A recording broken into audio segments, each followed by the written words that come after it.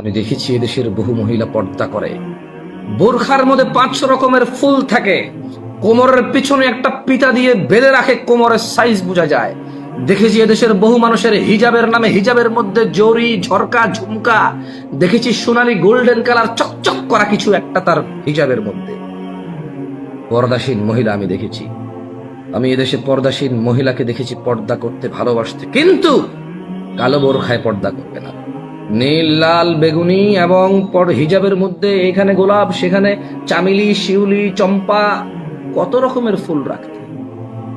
আমি দেখেছি এখানে বহু মানুষ পর্দা করতে, পর্দাকে ভালোবাসতে, কিন্তু কোন পর্দা? তা বোরখা হতে হবে নাভির নিচে ফুল, বোরখা হতে হবে কোমরের পিছনে বাঁধা, বোরখা হতে হবে শরীরের সাথে লাগানো, বোরখা দিয়ে বোঝা যাবে শরীরের অবয়ব, অবকাঠামো।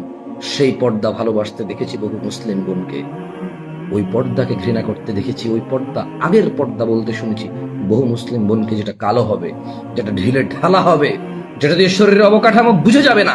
দেখেছি বহু বাবাকে তার মেয়ের জন্য রং বেরঙ্গের ঝকঝকে চকচকে পর্দা হিজাব কিনতে, এবং তা দিয়ে ছবি তুলে ফেসবুকে ছাড়তে দেখেছি আমি বহু বাবাকে, যারা তাদের মেয়ে পর্দাশীল করতে চায়।